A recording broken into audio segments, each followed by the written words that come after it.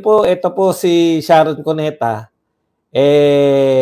Hindi ko alam kung saan tong interview ba to o kung ano pa man na nakita natin na parang mangyak-ngyak pa. Best actress. Lalo bang best actress na to si Sharon? Okay.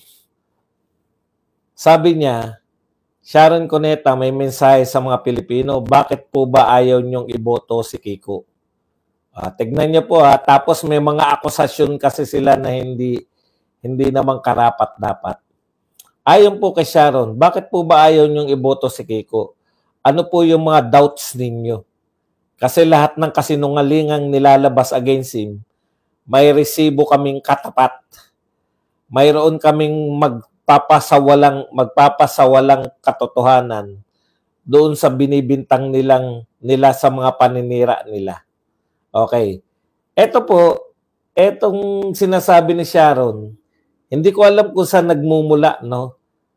Ang gustong sabihin ni Sharon, iboboto dapat sa dami po ng kandidato na senador, ang mga Pilipino dapat iboto si Kiko. Pero dahil sa siya'y sinisiraan, hindi na lang binoboto. Alam mo, Sharon, ni sa hinagap, wala talaga kaming balak iboto. Ito po ang sitwasyon ng politika sa Pilipinas, Sharon, makinig ka. Maraming Pilipino pro Duterte. No? Kung may paninira man kay Kiko, hindi namin nabalitaan. Hindi porket hindi iboboto, si Kiko, hindi namin siya iboboto dahil siya ay dilawan. Period. No? Hindi dahil siya ay siniraan. Dahil kami maka-Duterte. Alam namin yung mga dilawan, mabababaw po. Hindi po talaga naglilingkod yung mga lintik na dilawan na yan, no? Kaya nga dilawan, pag ganun-ganon, no? Kung sinong pwede nilang kampihan.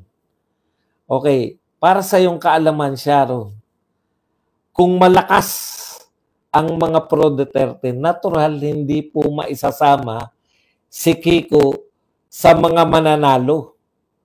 Nakakadagdag pa ngayon na irritable, nakakairita. Di mo ba naunawaan? Nakakairita si Kiko at nadadagdagan yung pagkairita namin sa pag-iinarte nyong mag-asawa. Napaka-arte nyo. Sa totoo lang, napaka-arte nyo. Hindi naman 13 lang yung tumatakbong kandidato. Daan-daan ang tumatakbo. Napaka-arte ninyo para kayo iboto. Parang umiinog lang ang mundo sa inyo. Pag hindi mananalo si Kiko, inaayawan siya. Hindi ba pwedeng meron kaming Duterte at wala rin siya sa pagpipilian naming +2? Simple lang yan. Duterte kami. Maraming mga Duterte ayaw na sa mga dilawan dahil ang mga dilawan ang mga plastic na tao. Patunay na plastic kayo. Katulad lang yan ang pag-ayaw namin kay Marrojas noon. Ako na magpapadyak. Totoo ba yun na nagpapadyak si Marrojas? Yung pag-inarte na kumakain kayo sa takip ng kaldero, insulto sa amin. Di mo ba naintindihan yun? Dahil kahit kami mahirap, bibili kami ng tagsi-10 pisong plato. Iniinsulto nyo kami. Hindi kami kaming mga mahirap, hindi kami mga buang.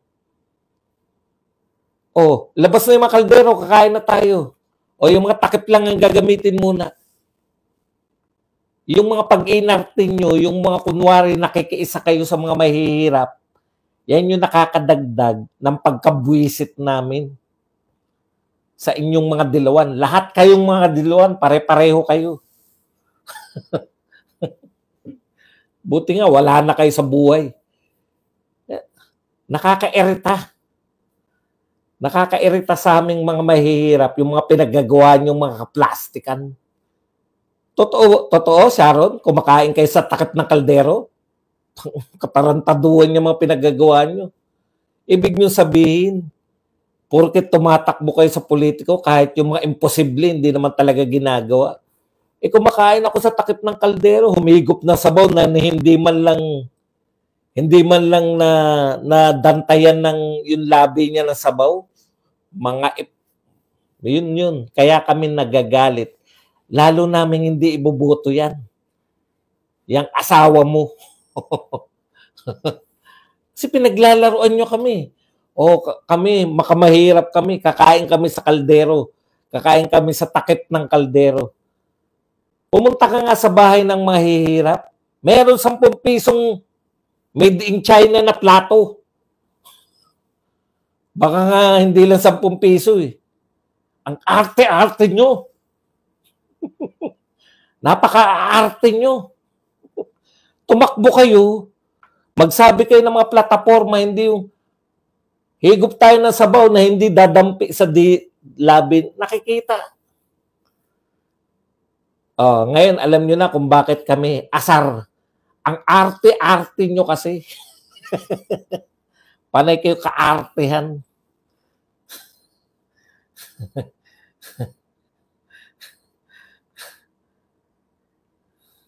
Alam mo, umiinog sa kanila mundo eh, di ba? Kung may paninira naman kay Kiko, may resibo kami. Mayroon kaming patunay para patunayan na mali yung paninira nyo. Hindi na namin kailangan paniraan. Kumakain sa takip ng kaldero, kaserola o kung ano man ang tawag nyo riyan. Okay.